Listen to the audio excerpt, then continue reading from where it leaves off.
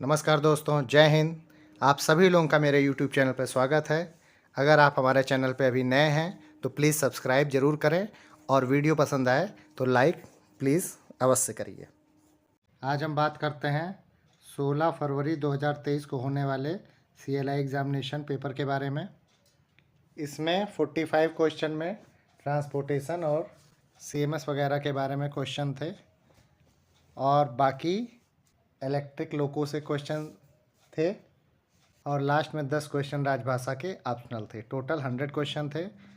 सही क्वेश्चन के लिए 1 नंबर और गलत के लिए 1/3 माइनस मार्किंग था। चलिए इस पेपर को आज सॉल्व किया जाए, देखा जाए। तो इसमें 46 नंबर क्वेश्चन है, न्यूट्रल सेक्शन से पहले कौन सा कासन बोर्ड लगता है। ऑप्शन में है electrical engine staff board, caution and wire turnout, DJ open, DJ close. तो न्यूट्रल सेक्शन से पहले हमारा डीजे ओपन का बोर्ड लगता है। सबसे पहले 500 का बोर्ड लगेगा, फिर 250 का, फिर डीजे ओपन, फिर न्यूट्रल सेक्शन आएगा और उसके बाद डीजे क्लोज का बोर्ड रहता है। नेक्स्ट है 47 नंबर, न्यूट्रल सेक्शन में कौन सा कासन बोर्ड संबंधित है। 250, 300, 400, 200। तो इसका आंसर होगा 250, क्योंकि अभी हमने बताया सबसे पहले 500 मिलता है, उसके बाद 250 मिलता है, उसके बाद डीजे ओपन का रहता है और उसके बाद डीजे क्लोज का रहता है। नेक्स्ट है 48 नंबर, ओडीसी का विस्तृत रूप, यानी ओडीसी का ये फुल फॉर्म पूछ रहा है। तो ओवर डायमेंशनल कंसाइनमेंट होता है। इसका ऑप्शन डी में इसका दिया है, over dimensional consignment. Next question है time lag relay is in loco, यानी लोको में टाइम लैग रिले। ऑप्शन है Q50, 44, 45 को 49। तो इसका आंसर होगा Q44। Q44 में 0.6 सेकंड का टाइम लैग रहता है। डीजे कंट्रोल सर्किट में Q44 लगा है, जिसको कि हाफ नाच प्रोटेक्शन डिले कहते हैं।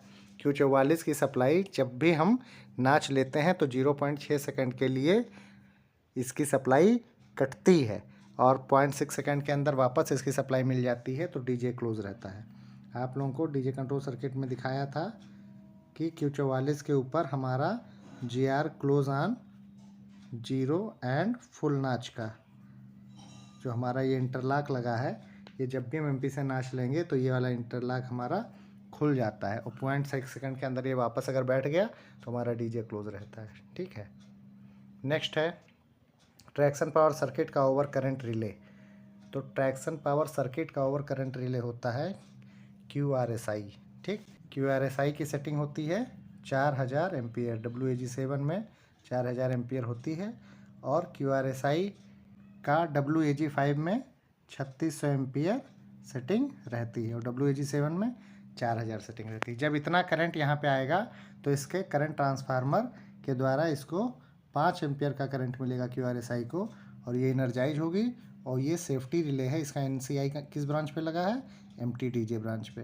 तो जब QRSI एनर्जाइज होगी तो इसका ये normally close interlock MTDJ branch पे खुलेगा और डीजे को ट्रिप कराएगा। नेक्स्ट क्वेश्चन है ट्रैक्शन पावर सर्किट का अर्थ फॉल्ट रिले। तो ट्रैक्शन पावर सर्किट का अर्थ फॉल्ट होता है QP। ठीक है, ये भी सेफ्टी टाइप की रिले है, इसका भी NCI MTDJ ब्रांच पे लगा है। नेक्स्ट क्वेश्चन है टेम्परेचर रिले इज इन लोको। तो QTH। नेक्स्ट है ऑक्सिलरी कंट्रोल रिले, इसका आंसर होगा Q100 जो हमारी ऑक्सिलरियाँ कॉन्टेक्टर से चलती हैं, यानी 3 हमारी कंप्रेसर और 3 हमारी ब्लोअर की, ये जो सभी 6 ऑक्सिलरियाँ हैं ये हमारी कॉन्टेक्टर से चलती हैं और इनको Q100 रिले के द्वारा कंट्रोल किया जाता है, इसलिए Q100 ऑक्सिलरी कंट्रोल रिले है। नेक्स्ट है डीजे बंद रहने पर कौन सी रिले एनर्जाइज रहती है। तो डीजे बंद रहने पर हमारी Q118, Q44 और MTDJ, ये 3 रिले एनर्जाइज रहती है। ऑप्शन में ऑप्शन सी हो जाएगा Q44। नेक्स्ट है आर्नो का कॉन्ट्रैक्टर है। तो आर्नो का कॉन्ट्रैक्टर होता है C118। C118 हमारा आर्नो का स्टार्टिंग फेज कॉन्ट्रैक्टर है। ये कैब 2 के पीछे लगा है और जब ये कॉन्टैक्ट हमारा लगता है तो एक रेजिस्टेंस है R118, इसके थ्रू हमारे आर्नो को स्टार्टिंग फेज मिलता है। नेक्स्ट क्वेश्चन है आर्नो का ओवर करंट रिले। क्योंकि आर्नो कहाँ पे लगा है, ऑक्सिलरी कंट्रोल सर्किट में, इसलिए इसका ओवर करंट रिले हो जाएगा QLA। ठीक है, QLA को जब 2000 एम्पियर करंट ऑक्सिलरी कंट्रोल में ऑक्सिलरी कंट्रोल सर्किट में पहुंचता है तो एक करंट ट्रांसफार्मर हमारा होता है TFILM, इसके द्वारा QLA को 5 एम्पियर करंट मिलता है और ये QLA इनर्जाइज होती है। और ये भी सेफ्टी टाइप की रिले है, इसका भी NCI कहाँ लगा है, MTDJ ब्रांच पे, और ये रिले इनर्जाइज होकर हमारी DJ को ट्रिप कराएगा। ठीक, QLA और QOA आर्नो वाले में ही होता है, जो SIV का लोको होता है उसमें ये दोनों रिले नहीं होती हैं। इन दोनों के रिलो की जगह वहाँ पे केवल एक रिले QSIT लगाई गई है। नेक्स्ट है ट्रैक्शन पावर सर्किट में ओवर करंट होने पर कौन सी बत्ती जलती है। तो ट्रैक्शन पावर सर्किट में ओवर करंट होने पर LS-RSI का लैंप जलता है। नेक्स्ट है ऑक्सिलरी पावर सर्किट में अर्थ फॉल्ट होने पर कौन सा स्विच ऑपरेट किया जाएगा। तो HQOA, क्योंकि QOA जो है वो ऑक्सिलरी पावर सर्किट का अर्थ फॉल्ट रिले है और इसको अगर हमको बाईपास करना है तो HQOA को ऑपरेट किया जाएगा। नेक्स्ट है ट्रैक्शन मोटर को ठंडा करने के लिए कौन सा स्विच ऑन करते हैं। BLVMT ऑन करते हैं। ये हमारे BL बॉक्स पे लगा हुआ है, इसको ऑन करते हैं ताकि हमारे ब्लोअर चलने लगते हैं। MVMT1, MVMT2 और MVRH। आगे के हेडलाइट के लिए स्विच तो BLPRF, PR मतलब हेडलाइट, F मतलब फ्रंट, और BLPRR क्या है, रियर का हेडलाइट जलाने के लिए। ठीक है। नेक्स्ट है 61 कैब लाइट का स्विच, तो इसका ऑप्शन होगा ZLC। ठीक है। नेक्स्ट है ट्रेन पार्टिंग होने पर बत्ती जलती है तो LSAF जलती है। ठीक। नेक्स्ट है मल्टीपल लोको में अगला लोको फेल होने पर कौन सी बत्ती जलेगी। तो LSGRT जलती है, मतलब अदर लोको। ठीक है। तो जिस लोको में खराबी होगी उसमें LSGRT जलेगा और दूसरे वाले लोको में LSOL जलेगा। नेक्स्ट है 64 मल्टीपल लोको का सिंक्रोनाइजेशन रिले, तो ये होता है Q49। ठीक। Q48 क्या है, व्हील स्लिप रिले। Q50 क्या है, मेन कंट्रोल रिले। और Q51 क्या है, ऑटो रिग्रेशन रिले। नेक्स्ट है 65 पेंटो का भाग नहीं है। ऑप्शन में panto pan, servo motor, VPT valve और SMGR। तो SMGR ये GR का पार्ट है, पेंटो सर्किट में ये नहीं है।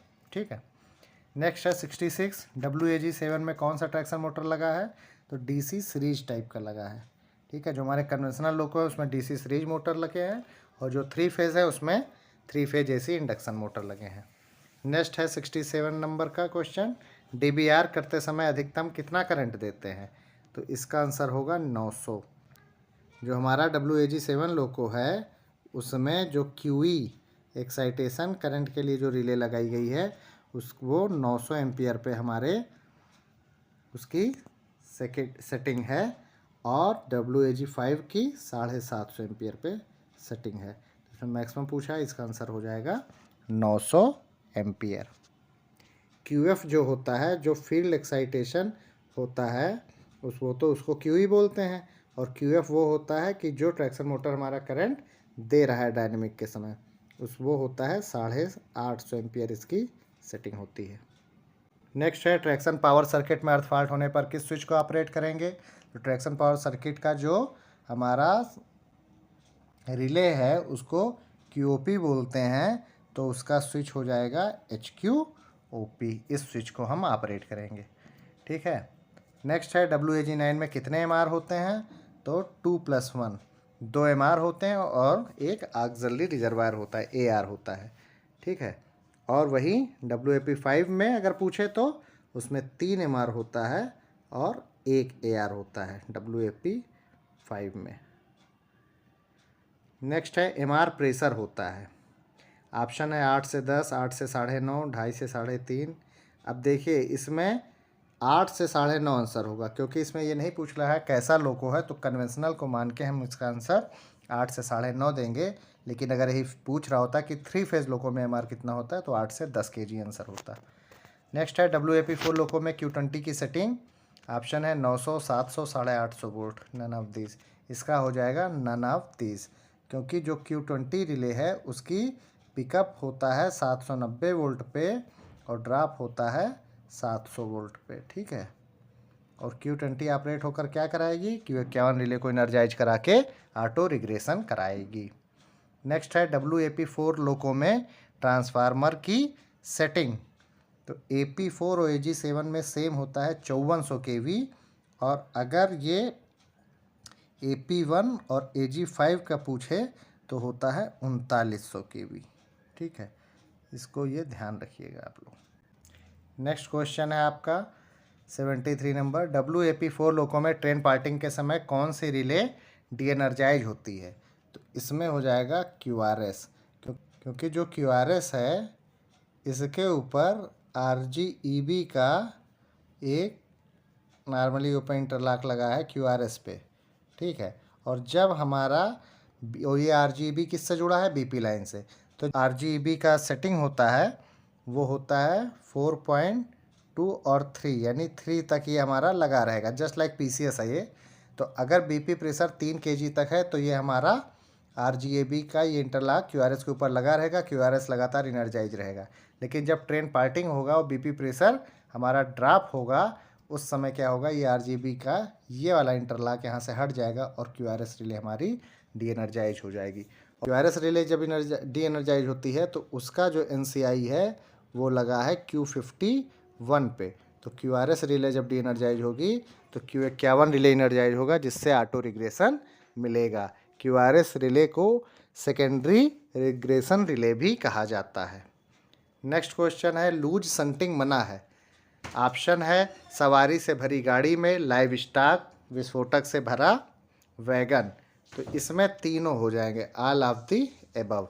ना हम जिस गाड़ी में पैसेंजर बैठे हैं उसकी लूज शंटिंग की जा सकती है, ना लाइव स्टॉक की, और ना ही विस्फोटक से भरे वैगन की। नेक्स्ट 75 नंबर, ये अर्थमेटिक का क्वेश्चन है। ये लिखा है -9/40 plus K equal to -1, then K equal to, तो -1 उधर ही रह जाएगा, ये 9/14 उधर जाएगा तो प्लस हो जाएगा, ये ऊपर आएगा तो 14 माइनस में प्लस 9/14 यानी -5/14, ये आंसर आएगा। -5/14 आया था, ये आंसर बी हो जाएगा। नेक्स्ट है, रेलवे में LAP छुट्टी का विस्तृत रूप यानी LAP का फुल फॉर्म पूछ रहा है, तो लीव एवरेज पे होता है, ऑप्शन सी आंसर हो जाएगा। ठीक है, LAP जो हमारे होते हैं वो हमारे खाते में, कर्मचारी के खाते में साल में 2 बार, 1 जनवरी और 1 जुलाई को 15-15 छुट्टियां खाते में आ जाती हैं, यानी एक साल में 30। नेक्स्ट है, SA9 से ब्रेक लगाने पर लोको में ब्रेक लगता है, ऑप्शन 35, 30, इसमें तो नन ऑफ दीज हो जाएगा। ठीक है, जो हमारा कन्वेंशनल लोको है ये समझिए, उसमें SA9 लगाने पे 3 kg होता है। जो 3 फेज़ वाले लोको हैं WAP5 को छोड़ के, उसमें 3.5 होगा, और जो AP5 होता है उसमें 5 kg पर cm² होता है। नेक्स्ट क्वेश्चन है, ऑटो ब्रेक वाल्व। तो A9 को ऑटो ब्रेक वाल्व कहते हैं, SA9 को इंडिपेंडेंट ब्रेक वाल्व। नेक्स्ट है, WAG7 में कितनी बैटरियां लगी हैं? कन्वेंशनल में हमारे 10 बैटरियां लगी हैं और 3 फेज़ में 26 होती हैं। और ये 10 बैटरियां कितने बैटरी बॉक्स में लगी हैं? तो 4 बैटरी बॉक्स में लगी हैं। नेक्स्ट है, SIV लोको में Q30 की सेटिंग। ठीक है, एक्चुअल में ये क्वेश्चन ही गलत है, Q30 सेटिंग नहीं, इसको पूछना चाहिए कि SIV लोको में हमारा SIV कब बंद हो जाता है, क्या रेंज है उसमें वोल्टेज का? तो इसका आंसर है 16.5 kV से 31 kV। अगर 16.5 से कम या 31 kV से ज़्यादा OHE मिलेगी तो उस समय हमारा SIV बंद हो जाता है। नेक्स्ट है, कन्वेंशनल लोको में किस तरह की बैटरी लगाई गई है? तो लेड एसिड, और 3 फेज़ में निकिल कैडमियम, ये 3 फेज़ का है। ठीक है, नेक्स्ट फिर आ गया कन्वेंशनल लोको में बैटरी, वही क्वेश्चन लगभग रिपीट है, 10 आंसर होगा इसका। नेक्स्ट क्वेश्चन है, बैटरी टर्मिनल पर लगने वाला पदार्थ पेट्रोलियम जेली लगाया जाता है। बैटरी से काफ़ी क्वेश्चन आए हैं इसमें। नेक्स्ट फिर बैटरी से ही है, बैटरी की स्पेसिफिक ग्रेविटी नापने का यंत्र तो हाइड्रोमीटर होता है, हाइड्रोमीटर से हम उसकी स्पेसिफिक ग्रेविटी नापते हैं। बैटरी की सुरक्षा के लिए कौन सा उपकरण लगाया गया? LTBA, जूबा, CCA, LECC। तो LTBA। LTBA क्या है? ये बैटरी का सर्ज रजिस्टर है जो कैप 2 के पीछे लगा है।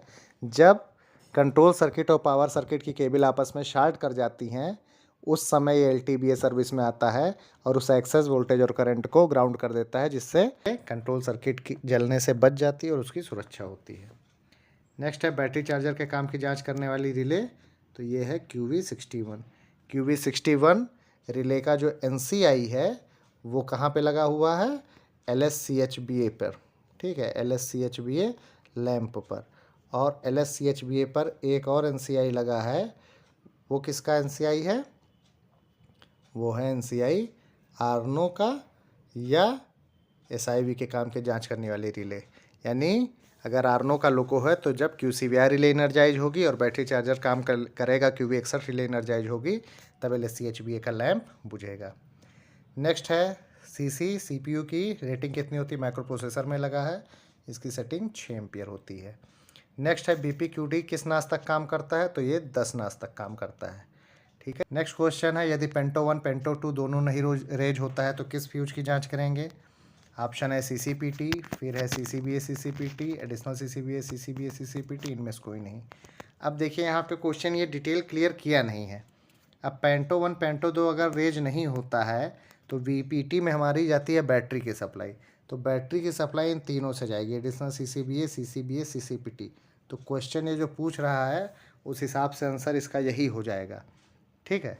लेकिन अब आप अगर ट्रबल शूटिंग कर रहे हैं और आपका बेबी कंप्रेसर आपका अगर चल रहा है तो इसका मतलब आपका एडिशनल CCBA और CCBA सही होगा, तो आप केवल CCPT को ही चेक करेंगे, ठीक है। लेकिन क्वेश्चन के हिसाब से इसका आंसर C हो जाएगा।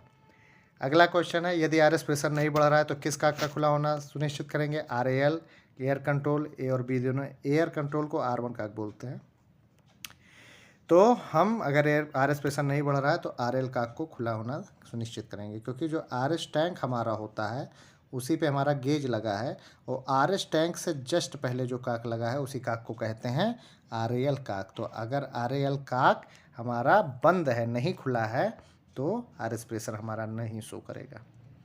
नेक्स्ट है यदि पेंटो 1 टूट जाता है तो किस स्विच के द्वारा आइसोलेट किया जाता है, तो HPT के द्वारा, यानी HPT1। पेंटो 1 टूटा है तो HPT1, HPT को बोला जाता है ग्राउंडिंग स्विच, ठीक है। नेक्स्ट है पेंटोग्राफ को रेज करने के लिए न्यूनतम कितना प्रेशर चाहिए, इसका आंसर हो जाएगा 6.5 kg/cm²। नेक्स्ट है ब्लोअर चलने के लिए किस स्विच को ऑपरेट करेंगे, BLBMT, BLDJ, BLCP, इसका आंसर हो जाएगा नन ऑफ दीज। एक्चुअल में किस स्विच को ऑन किया जाता है, BLVMT। ऑप्शन ए में दिया हुआ है BLBMT, इसलिए इसका आंसर डी हो जाएगा। नेक्स्ट है ट्रांसफार्मर की दक्षता कितने % होती है, तो लगभग 97 होती है, इसका आंसर हो जाएगा 95 to 98%। नेक्स्ट है ट्रांसफार्मर के ब्रीदर में प्रयुक्त रासायनिक पदार्थ सिलिका जेल रहता है। ट्रांसफार्मर के ब्रीदर में सिलिका जेल भरते हैं, जो हमारा जब ट्रांसफार्मर ऑयल गर्म होता है तो टैंक से जो हमारी हवा निकलती है वो इसी ब्रीदर वाल्व से निकलती है और सिलिका जेल उसमें जो बाहर नमी जा रही होगी तेल वगैरह उसको सोख लेती है। और जब ट्रांसफार्मर का तेल ठंडा होकर बैठता है तो उस टैंक में बाहर से जो हवा आती है वो भी इसी ब्रीदर वाल्व के थ्रू जाएगी और उसकी भी नमी सोख के फ्रेश एयर ही टैंक में पहुंचेगा, ठीक है। ऑटो फ्लैशर ना जलने पर किस फ्यूज की जांच करेंगे, तो CCLA फ्यूज से ऑटो फ्लैशर लाइट को सप्लाई दी गई है उस सर्किट को, इसलिए CCLA से फ्यूज को चेक करेंगे। नेक्स्ट है WAG7 लोको में ट्रैक्शन लोको में कितना अधिक करंट मैक्सिमम दे सकते हैं, तो 1300 एम्पियर हम मैक्सिमम करंट उसमें दिया जा सकता है। नेक्स्ट है WAG5 लोको में कुल कितने ब्रेक सिलेंडर होते हैं, तो गुड्स में 8 होते हैं, पैसेंजर में 12। ये लगभग सभी को पेपरों में रिपीट हो रहा है, बहुत इंपॉर्टेंट क्वेश्चन है। नेक्स्ट क्वेश्चन है WAG7 लोको के मेन ट्रांसफार्मर की क्षमता, अभी बात हो रही थी WAG7 में और AP4 में 5400 होता है KVA और 3900 3900 किस में होगा, WAG5 और AP1 में। नेक्स्ट है WAG7 में किस तरह की बोगी होती है, flexi coil, cast steel, fabricated, इनमें से कोई नहीं, तो फैब्रिकेटेड टाइप की होती है, ठीक है। तो उम्मीद करते हैं पेपर जो हम लोगों ने सॉल्व किया आपके लिए काफ़ी हेल्पफुल होगी। Thank you.